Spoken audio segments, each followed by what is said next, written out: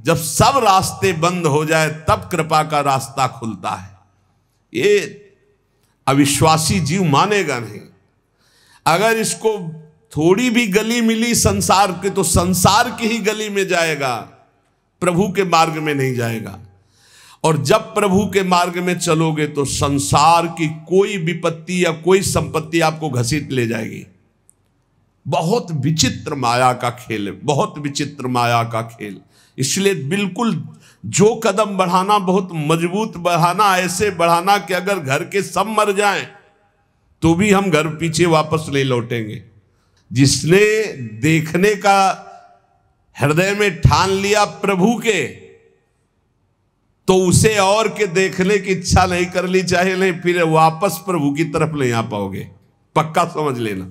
या तो ये पूरे जीवन की बात कह रहा हूं, या तो ऐसी विपत्ति आएगी कि आपको भागना पड़ेगा, या ऐसा प्रलोभन आएगा।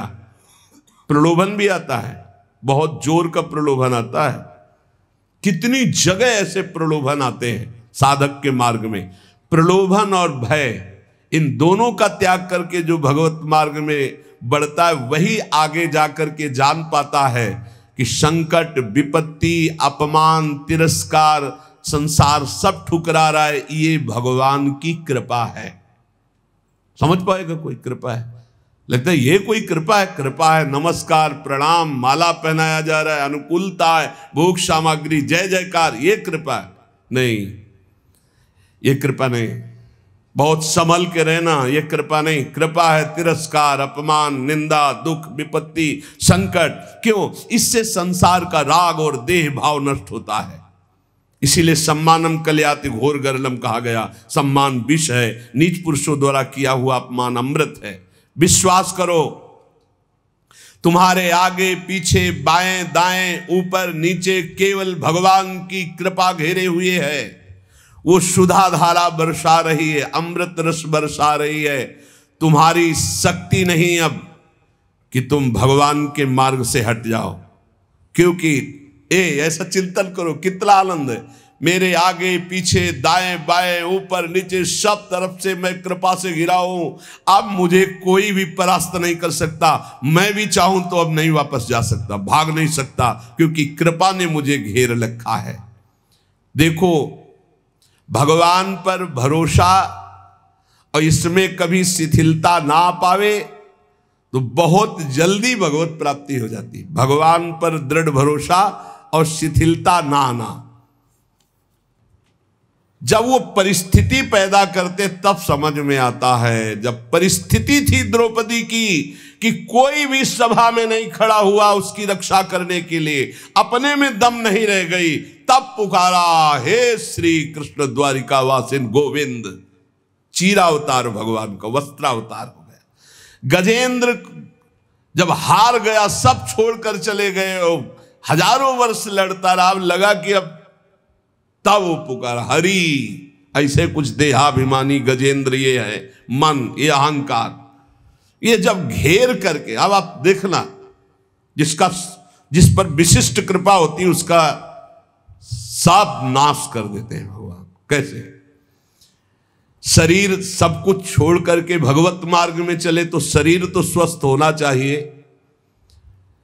अब जो साधना थी, पद्मासन 6 घंटा 8 घंटा लगाकर भगवत चिंतन करना, भिक्षावृत्ति से जीना, अब किडनी फेल। जो ही सुना किडनी फेल तो जहां थे वहां से निकाल दिए गए, एक पैसा पास नहीं। बलराम ब्रजवासी तो सुनने आते हो तो जान रहे, एक पैसा पास नहीं। आदेश हुआ 15 दिन में खाली कर दो, कुछ परिचय हमारा नहीं। जब वो 15 दिन के, हमका 15 मिनट, हम तो भगवत आश्रित है। रोड में राधा वल्लभ जी के सामने झोला लेके बैठे, हाँ मालिक अब बताओ कहाँ। बस इतनी प्रार्थना कि अब काशी वापस न जाना पड़े प्रभु, क्योंकि धाम के बिना हम जी नहीं सकते। आप उस परिस्थिति को झांक भी नहीं सकते कि क्या स्थिति उस समय। अब साधन ये तो केवल भगवत कृपा से बैठे, हम कोई थोड़ी बैठने लायक है। ये जो बैठकर सत्संग हो रहा है केवल कृपा से हो रहा है, किडनी बैठने लायक नहीं है।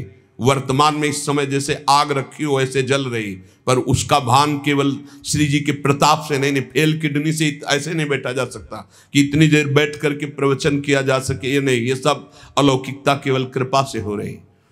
सर्वनाश स्थिति, स्थान हटा दिया गया, शरीर अस्वस्थ, घोर अस्वस्थ, व्यवस्था पूरी भंग। अब लगा एक, अभी हम समझते थे हम शरणागत हो गए, बचपन से शरणागत हैं। शरणागति बचपन से शुरू हुई, आत्मसमर्पण, और वो होते होते होते होते तब समझ में आया कि अब आत्मसमर्पण पूर्ण हो रहा है। कैसे पूर्ण हो रहा है? अब कुछ नहीं बचा। शरीर का भरोसा गया कि साधना नहीं हो सकती, कोई कहीं कोई अपनापन नहीं। एक एक ऑपरेशन इतने आराम से हुआ कि हम तुम्हें कैसे बताएं। आराम, हर हमें कभी लौट कर जिंदगी में जन्मभूमि नहीं गए, जिस दिन से निकले आज तक। कानपुर अस्पताल में गए थे, कानपुर से तो बहुत दूर ग्राम, कभी नहीं गए, लेकिन एक आशा, एक छोटी सी झीनी रेखा आशा की, कभी तो है ना भगवान उसका भी कोई नहीं तेरा। तो वृंदावन, वृंदावन, हमें तुरंत ले चलो वृंदावन। वृंदावन आए और उसी समय से प्रण लिया कि ये प्राण, ये जीवन वृंदावन को समर्पित है। बस एक टूटी सी छत के नीचे हमें हितधाम में रहने को मिला। वो पत्थर टूटे, कभी भी गिर सकते थे, ऐसे छोटी सी, सीधा लेटो तो पैर नहीं, दीवार में ऐसे थोड़ा सिकुड़ना पड़ेगा, और अगर ऐसे लेटो तो बस पैर फैला के एक बीता, बस इतनी, आगे कोई बारंडा नहीं, आगे कोई, वो तो बाद में। ऐसा कष्टपूर्ण जीवन। अब वो आर्त भाव अंदर से जो प्रकट हुआ, हे प्रभु अब तो मैं किसी काम का नहीं, वहीं से बात बन गई। साधना वैसे तो सब चल, लेकिन जो शरणागति की बात आई, जो ठसक की बात आई, जिस ठसक में आप लोगों को हम कहते हैं भगवत प्राप्ति, ये जो हम बोलते हैं ना, ये केवल बोलते ही नहीं है। हाँ, ये बोलते ही नहीं है, बहुत बढ़िया मजबूत नौका मिल गई, खेवैया बहुत चतुर है, आज तक उस खेवैया की नाव में बैठने वाला कोई डूबा नहीं। श्री हरिवंश प्रताप नाम नौका, निज खेवक, भवसागर सुख तरत निकट, हरिवंश जो सेवक। यहां बहुत समझ के, जहां जहां हमारी आसक्ति है उसका राग नष्ट होगा, पक्का पक्का नष्ट होगा। जहां हमने सोचा कि ये मेरा है, वही मेरी प्रियाजू ने ऐसा ऑपरेशन किया कि पूरा गुणा लगा दिया और दिखाई दिया कि नहीं नहीं, ये भूल मत कर, तू किसी का नहीं, तेरा कोई नहीं। भगवान जिस पर विशिष्ट कृपा करते हैं उसके सब सुविधाओं का, ऐश्वर्य का, संबंधों का नाश कर देते हैं। एक बार वो तड़पता है, रोता है, दुखी होता है, जैसे ऑपरेशन, बस ये ऑपरेशन है, सीधे समर्पित हो जाओ। नहीं, अगर वो समर्पित करवाना चाहते ना तो बड़ा ऑपरेशन होगा, मेजर ऑपरेशन, छुटपुट ऑपरेशन नहीं होता, मेजर ऑपरेशन होता है। और इस ऑपरेशन के बाद जो स्वस्थता होती है वही आप देख रहे हो। जो ऑपरेशन हुआ ना, उसकी जो हमारी रोग निवृत्ति हुई, अहम की स्वस्थता जो देख रहे हो वही है। ये जो कुछ देख रहे हो ये वही स्वस्थता है, उसी ने निहाल कर दिया। शरणागति कमाने में बहुत घाटे में थे, और जब हो गए उनके तो पूरी प्रॉपर्टी के अधिकारी हो गए। कुंज महल की टहल सुख, संपत्ति दंपति पाई है। ये दंपति रूपी संपत्ति, श्यामा श्याम हमारे कुंज महल की टहल सुख, दंपति संपत्ति पाई है। जैसे रूप लाल हित प्रीति सो, जो 84 गाइए। श्री प्रियालाल के गुण गायन, प्रियालाल के आश्रित, प्रियालाल के नाम जप, प्रियालाल की सेवा, अपार सुख मिल गया केवल शरणागति पुष्ट होने पर। ये कभी नहीं हो, न साधन का अहंकार का कोई गुंजाइश है नहीं। क्या साधना, मरा हुआ आदमी उससे जो करवा रहे। अब हम कह सकते कि हम प्रवचन करते, ये बोलने की क्षमता नहीं, प्रवचन क्या करते, तो श्री जी करवा रही, स्पष्ट हम देख रहे हैं। हाँ, वो वहां से बटन दबा रहे, बस हो रहा है, बस हो रहा है, बस ऐसा। सम्मान की चाह भगवत प्राप्ति में बहुत बाधक है, और ये बड़ी सूक्ष्मता से बड़े ऊंचे ऊंचे साधकों में भी रहती है। ये बहुत बहुत विचित्र बात है। सम्मान की चाह बड़े ऊंचे ऊंचे साधकों में रहती है। बड़ी कृपा हो जाए तो इस सम्मान का भाव नष्ट हो जाए, नहीं तो ये बहुत सूक्ष्म रहता है। यही है सम्मान रूपी जहर का नशा चढ़ रहा है, जहर चढ़ रहा है। ये भगवत प्राप्ति में बहुत बाधक है। और जब भगवत प्राप्त हो जाता है, इस कोटि का सम्मान मिलता है, तो उसको सब भगवान की लीला, वो इस पर कोई भी महत्व तो नहीं होता। चाहे कोई गाली दे तो बुरा नहीं, और कोई प्रणाम नमस्कार करके प्रशंसा करे तो कोई भला नहीं। वो एक अलौकिक स्थिति होती है। भगवान के नाम पर अपने व्यक्तित्व की पूजा कराना, ये भगवत प्राप्ति से विमुख कर देने वाली बहुत बड़ी कमजोरी है। इसलिए इसको पहचानो अपने अंदर, चाहे गृहस्थ हो चाहे विरक्त हो। जब हम भक्ति करते हैं तो हम कुछ विशिष्ट हैं, अपने व्यक्तित्व की पूजा कराने की भावना अंदर बैठ जाती है। उसमें अहम पूजा करवाना चाहता। पूजा का मतलब आरती से ही नहीं है, मतलब सम्मान देना, आओ आओ आओ, विशेष अधिकार, विशेष सम्मान, विशेष। ये कमजोरी बहुत जोर की होती है। ये कमजोरी भगवान की प्राप्ति नहीं होने देती है। वो इस कमजोरी को अपनी कमजोरी ना मानकर बड़ी ऊंचाई मानता है। हम आपसे प्रार्थना करते हैं, यदि कहीं भी सम्मान की प्रियता हो तो इसे भगवान के बल से हटा दो, नहीं तो ये विघ्नों का जाल फैला देगी। अपने लक्ष्य से ये आपको हटा देगी, अग्रसर होने में बाधा पहुंचा देगी। कठिनाइयां आ जाएंगी आपके मार्ग में जिसे आप नहीं हटा पाएंगे। इसलिए आपसे अनुरोध है कि यदि कहीं किसी के अंदर भजनानंदी सुनने का, अपने को बड़ा भगत है ऐसा सुनने का, मान सम्मान पाने का, तो इसका त्याग कर दो, बहुत जल्दी आनंद की प्राप्ति होगी। जब मनुष्य केवल संसार के अनुकूल भोग पदार्थों की प्राप्ति में भगवान की पूजा का फल मानता है तो बड़ी भारी चूक कर बैठता है। पहला, सम्मान, अपनी पूजा करवाना, अहम की प्रतिष्ठा का निषेध। अब यहां कह रहे हैं कि जब कोई उपासक अपनी जो चाहा वो हो गया, इसमें भगवान के भजन का, भगवान की पूजा का, भगवान की कृपा का फल देखता, मैं जो चाहता हूं हो जाता है, बोले भारी भूल हो रही है। ये भूल आपको भगवान से विमुख कर देगी। भगवान की कृपा सभी पर, सभी अवस्थाओं पर बरसती है, पर जो अपनी अनुकूलता का भोग करते हैं, जिनकी बुद्धि अनुकूलता में भगवान की कृपा को तौलती है, वो माया के मोह बंधन में, भोगों में फंस जाते हैं। भोगों में फंस करके फिर उनका भजन लुप्त होने लगता है, फिर भजन मार्ग गुप्त हो जाता है। भजन मार्ग कहां प्रकाशित होता है? यहां हृदय में। हृदय में भजन मार्ग प्रकाशित होता है, बाहर दौड़ना भजन मार्ग नहीं। हृदय में अंतर्मुख होकर के निरंतर अपने परमात्म चिंतन में लगे रहना। सबसे बड़ी गलती है भोगों की, मान की अनुकूलता प्राप्त होने पर भगवान की कृपा मनाना। कभी मत मनाना, नहीं तो जहां प्रतिकूलता आई तो कोसने लगोगे प्रभु को। मनुष्य का भजन, भगवान नाम जप, शास्त्रों का स्वाध्याय, ठाकुर सेवा, इसका फल है भगवान में प्रीति हो जाना। इसका फल है दुख सुख लाभ हानि मान अपमान में समान स्थिति रहना।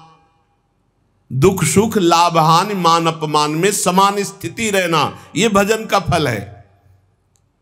पर जो उपासक मनमानी पूर्ण होने पर भगवान की पूजा भजन की सफलता मानता है, तो जहां भारी प्रतिकूलता हुई तहां उसकी सोच उल्टी होने लगती है। ऐसे हमें अतरे दिन सुनने को मिलता है एकांतिक में। तो ये लिखा है, जो सुनने को मिल रहा है वही लिखा है। इतने दिन जल चढ़ाया, इतने दिन पूजा की, हमारे अमुक परिवार के सदस्य को भगवान मार दिए। क्या चला जाता उनका अगर वो ऐसा ना करते तो? जो पहले कृपा भगवान की थी अब वो नहीं रही। वो क्षोभ कर बैठेगा। वो भगवान के मंगल विधान में अन्याय मान लेगा। यहां तक कि फिर उसके हृदय में ऐसी नास्तिकता आ जाएगी कि बिल्कुल सत्य ऐसा ही है। कितने लोगों के भाव बिगड़ जाते हैं ऐसे, जो इनको सही सत्संग नहीं मिला, जो सही भजन में नहीं लगे, उनको यूं कह करके वो भगवान के मार्ग से भ्रष्ट हो जाते हैं। इसलिए हमारी कामनाओं की पूर्ति हो तो भगवत कृपा, ये मानना छोड़ दो।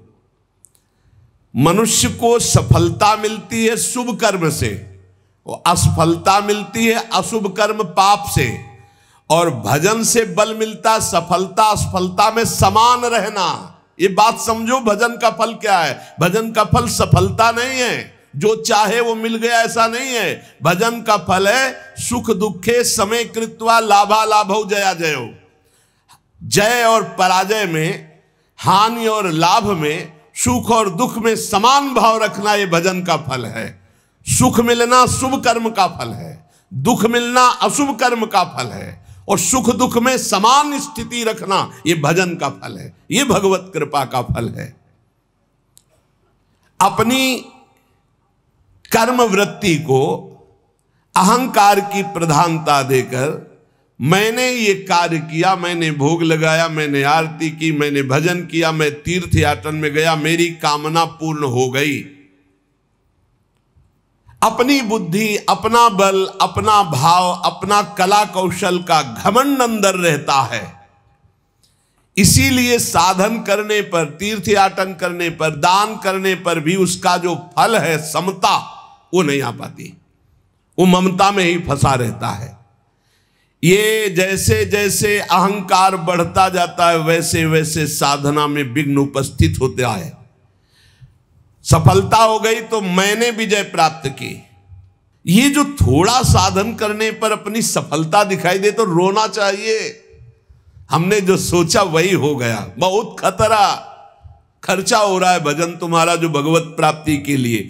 सफलता मैंने प्राप्त की, अपनी बुद्धि का बल, अपनी बुद्धि का कला कौशल, घमंड, ये परमार्थ से भ्रष्ट कर देता है। तो भगवान को प्राप्त करने के लिए उपासक को चाहिए कि भगवान कामना आवे तो एक तो कामना ना करे, अगर आवे भी तो भगवान से ही बहे। वो कामना समर्पित करते हुए ये प्रार्थना करे कि प्रभु मंगल भवन, ये कामना आई है, यदि आपके भजन में सहायक हो तो पूर्ण कर देना, और भजन में यदि बाधा करने वाली हो तो कभी पूर्ण ना करना।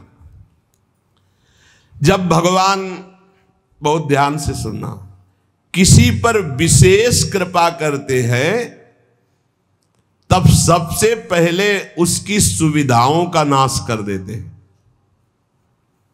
विशिष्ट कृपा चाहिए, विशेष कृपा। कृपा तो है ही सब पे, दया भी है। विशिष्ट कृपा चाहिए तो कह रहे जिस पर कृपा करते हैं तो सबसे पहले उसके सब व्यवस्थाओं का नाश कर देते हैं। बहुत कठिन कृपा है। यही भगवान ने युधिष्ठिर जी से कहा, जिस पर मैं कृपा करता हूं उसका सर्वनाश कर देता हूं। चाहिए सर्वनाश, जो अपने सर्वस्व को मिटा देता है। तो क्या है आपका? है क्या आपका? कुछ नहीं। मतलब आपके भ्रम का नाश का मतलब है सर्वनाश। आप समझ लीजिए, डरना नहीं। भगवान के भजन का मतलब विशिष्ट कृपा, विशिष्ट कृपा का मतलब है मतलब एकदम सर्वनाश कर दे। तो चक्रवर्ती सम्राट अम्बरीश जी थे महाभागवत, और दरिद्रता की हद थी सुदामा जी के यहां, तो सुदामापुरी खड़ी कर दी। समझो यहां भगवान जिस पर कृपा करते हैं विशेष। क्यों? क्योंकि आपको सच्ची कहता हूं, ये पढ़े लिखे समझाने से समझ में नहीं आता। सुनो, जिस पर विशिष्ट कृपा करता हूं उसका सर्वनाश कर देता हूं। कहीं कोई आश्रय न साधना करे गया, न व्यक्ति करे गया, न वस्तु करे गया। बड़ा विचित्र खेल होता है, बड़ा विचित्र खेल प्रभु का। एक बार वो घबराएगा, दुखी होगा, बहुत परेशान होगा, पर ऑपरेशन किए बिना छोड़ा नहीं जाएगा। हाथ पैर बांध दिए जाते हैं, फड़फड़ा लो केवल। कहाँ जाओगे? अब कहाँ जाओगे भाई? नहीं कोई, कहाँ जाओगे? अब करोगे क्या करोगे? कोई रास्ता ही नहीं है। एक ऐसा प्रभु फांसते हैं। भगवान से प्रार्थना करो कि फांस लें वो आपको, छुट्टा न रहे आप, बड़ी कृपा हो जाएगी। ऐसा फांस लेते कि उनके सिवा कोई है ही नहीं, करे तो क्या करे, कोई है ही नहीं, कोई मतलब कोई रास्ते नहीं। जाऊं तो जाऊं कहां, जाऊं तो जाऊं कहां, कोई रास्ता ही नहीं है। बड़े कृपालु है, बड़े कृपालु है। सब माया मोह का पर्दा फांस करके ऐसे। और सुनो, भगवान उसका अपमान करवाते हैं, भगवान उसका उपहास करवाते हैं। बहुत ध्यान से सुनना है, इसलिए कह रहा हूं कि प्रश्न होते हैं कि हमारा बहुत उपहास होता है, तिलक न लगाऊं क्या, कंठी न बांधूं क्या, चलेगा? क्योंकि लोग उपहास करते हैं। घर में ऐसा कहते हैं, सेवा न रखूं क्या? तो क्या समझते हो, भगवान के मार्ग में चलने के लिए जब एक संसार का पति वर्ण करती है तो ठसक से सुहाग भर के चलती है, वो किसी के उपहास को डरती है। तुम जगत के मालिक का सुहाग भरे हुए हो, ये तिलक ये कंठी, तुम्हें शर्म आती है इस बात के लिए कि कोई तुम्हें भगत कहकर उपहास करेगा तो तुम कंठी तिलक उतार दोगे? कैसी निष्ठा है? भगवान अपमान करवाएंगे, भगवान उपहास करवाएंगे। क्यों? ये दवा है, दवा। इसके बिना ये भवरोग ठीक नहीं होगा। ये दवा मिलेगी, पहले से बता रहे, थोड़ी कड़वी दवा है, मिलेगी।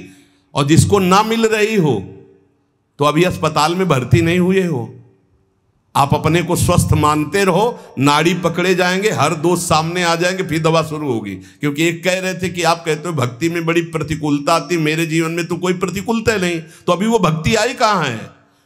ऐसा क्यों करते हैं? क्योंकि जहां जहां हमारा राग है उसका नाश होकर भगवत प्राप्ति के लिए जो जो हमें सद्गुण चाहिए वो श्री भगवान देते हैं। इसलिए कभी शिकायत मत करो। भगवान की जब कृपा होगी तब आपको लौकिक भोगों की तरफ बढ़ने में असफलता होगी। जो तुमको प्यार करते थे वो ठुकरा देंगे, जो तुम्हारा सहयोग करते थे वो बंद कर देंगे, जो तुम्हारा नमस्कार प्रणाम वो तुम्हारा तिरस्कार अपमान कर देंगे। तब आपका हृदय आसपास से टूट करके एकमात्र भगवान की तरफ जाए। अगर चिंतामणि ने धक्का देके न निकलवाया होता तो बिल्व मंगल जी बिल्व मंगलाचार्य न बनते, पक्का। बड़े कृपालु भगवान है, बड़े कृपालु है। उनकी कृपा जब बाद में आपको समझ में आएगी तो आपको आनंद आ जाएगा।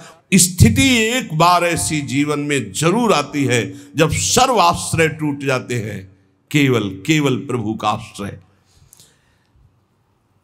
भगवान और धर्म, इन पर चलने वालों को कसौटी देनी होती है, वो महान दुखों से मुक्त होने के लिए। असंभव को भी संभव करने वाले तुम्हारे स्वामी तुम्हारे सामने जो अपमान और दुख भेज रहे हैं, इसका रहस्य है, इसमें छुपा हुआ रहस्य। इसलिए कड़ुआ बोल रहा है तुम्हारे सामने, क्यों बोल रहा है? क्योंकि भगवान उससे बुलवा रहे। तो क्यों सुनवा रहे? क्योंकि तुम्हारे अंदर इस कड़वी दवा की जरूरत है। प्यारे, प्रार्थना मान लो, विरोध मत करना, गाली पलट कर मत देना, बहुत जल्दी आपका हृदय निर्मल हो जाएगा। किसी की संसार में शक्ति है कि तुम जिसके सेवक हो तुम्हें कोई गाली दे सके, तुम्हारी तरफ कोई आंख उठा सके? अगर वो आंख उठा रहा है तो मेरे स्वामी ने उसको बोला है कि जाओ इसे आंख दिखाओ, इसको गाली दो। क्यों? क्योंकि कोई है अंदर ऐसा जहरीला फोड़ा, उसका ऑपरेशन हो रहा है, दवा दे रहे भगवान। विश्वास कर लीजिए, भगवान की कृपा से तुम्हारे अंदर ऐसी स्थिति उत्पन्न होगी जो शम होगी, जो सारी सफलताओं को लांग कर परमानंद में डूब जाओगे। इसलिए उपासक केवल भगवान को देखे। जहां कोई अपमान हो रहा है, जहां कोई परिस्थिति, जहां कोई दुख है, जहां कोई तिरस्कार, जहां कोई भगा रहा है, उस समय देखे कि मेरे भगवान का विधान है, मेरे हरि का विधान है। जब तक प्रशंसा करने वालों के प्रति, आश्रय देने वालों के प्रति, अनुकूल भोग देने वालों के प्रति, बंधु बांधवों के प्रति, रिश्ते नातों के प्रति थोड़ा भी संबंध रहता है तब तक भगवत शरणागति पूर्ण नहीं मानी जाती। पूर्ण भगवत शरणागति के लिए जगत का अपनत्व, बंधुत्व, रिश्ते, नातेदारी, अपनी क्षमता, अपनी महानता, इन सबको मिट्टी में मिलाना होता है, तब भव समुद्र से पार होकर वो परमानंद में डूबता है। लेकिन हम आपको ये सब डर लग रहा होगा आपको सुन के, तो मत डरना, क्योंकि हम प्रियाजू की शरण में हैं। समझ गए? हम पूरे चैप्टर को समझा करके और इसके बाद एक ऐसी टेबलेट देते हैं जिसमें आपको बिल्कुल दर्द नहीं होगा, क्योंकि हम प्रियाजू की शरण में हैं। भगवान जिस पर कृपा करते उन पर ऐसी करते, और हमारी प्रियाजू जिस पर कृपा करती हैं तो अवगुण करे समुद्र सम गणत नापनो जानी, राई के सम भजन को मानत मेरु समान। और अगर महाराज कि अब हम इसकी परीक्षा लेंगे, तो श्री जी कहते फिर हम आपकी परीक्षा लेंगे, तो महाराज कह देते नहीं पास। तो प्रियाजू कहती आओ हमारे पास, है?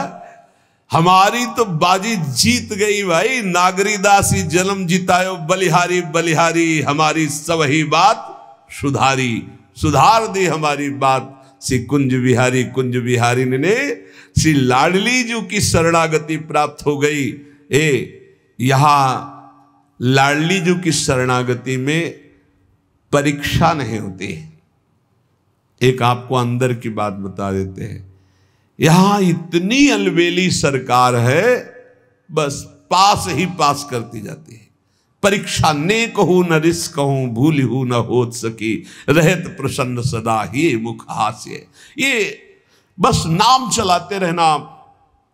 श्री हरिवंश नाम सब सिद्ध सवै रसिक, बिलसे नवनिध्य भुगतै, देहि न जाचहि पोषण भरन न चिंत कराएं, श्री हरिवंश विभो बिलसाएं, श्री वृंदावन के माधुरी। मेरी महारानी जो जिनके अधीन श्री हरि है, उनका स्वभाव है वो न परीक्षा लेती हैं और न वो रोष करती। कहीं आपको प्रमाण नहीं मिलेगा।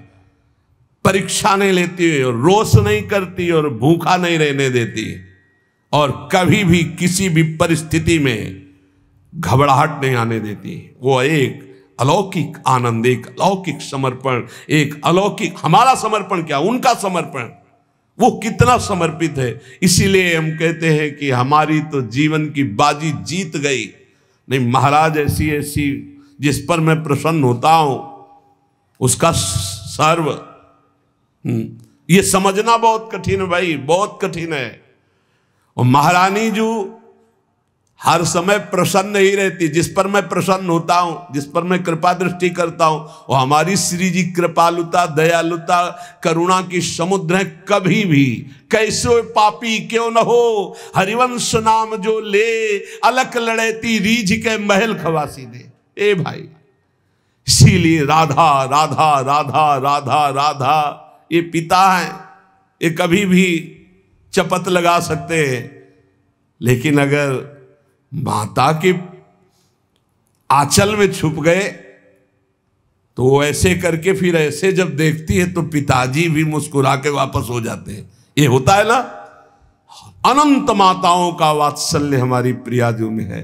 जो लालजू कहते बहुत ही उद्दंड है, गीता में समझाया, भागवत में समझाया, समझता ही नहीं है, संत गुरु वाक्यों से समझाया फिर भी नहीं समझ रहा, अब इसको दंड देना पड़ेगा। तो श्री जी कहती है अच्छा, ये राधा राधा कहता मेरी शरण में फिर भी अनुलिख्या अनंतान तदप राधा मधुपति, रजिस्टर फाड़ दो इसका, रजिस्टर फाड़ दो इसका, रजिस्टर नहीं रहना चाहिए, क्योंकि ये श्री जी का शरणागत। विश्वास कर लो हमारी बात पे, हम किसी ठसक पे बोल रहे हैं, किसी कर्तव्य भाव में नहीं, ठसक पे बोल रहे हैं। महारानी जी की शरण में जो है, लाल जो महाराज निहाल कर देते हैं, अपने शरणागतों से भी बढ़कर निहाल। इसीलिए न देवैर न ब्रह्माद्यैर न खलु हरिभक्तैर न सुहृदा न सुहृदा दिवीर यद्वै राधा मधुपति रहस्यम सुविदितम। ये वृंदावन की महारानी जी के अद्भुत महिमा, हम सब उनकी शरण में है। और ये दो नहीं है, ये एक ही है, पर ये दो रूप धारण किए हुए हैं, एक रसदात्री और एक रस धारण लालजू महाराज रसपान करने वाले, रस धारण करने वाले और रसदात्री श्री प्रिया जो एक ही तत्व दो रूप, तो महान करुणा समुद्र श्री लाडली जो महाराज हैं। किसी ने कहा कि राधा राधा तो ब्रज में सफल हो सकता है, बाहर इतनी आधुनिकता है कि राधा नाम में प्रीति होना संभव है। यदि आप ब्रज से संबंधित नहीं हो तो राधा नाम सुनने को ही नहीं मिलेगा, राधा नाम का परिचय नहीं मिलेगा। और अगर परिचय मिल गया तो जहां भी हो आप, आपका संबंध हो चुका है राधा नाम से, आप खुद देख लेना इसका प्रभाव राधा नाम का। निरंतर राधा नाम रटने का अभ्यास करो, श्री जी की शरण में रहो। महाराज की हिम्मत नहीं कि परीक्षा ले सके। श्री राधा वल्लभ लाल की जय।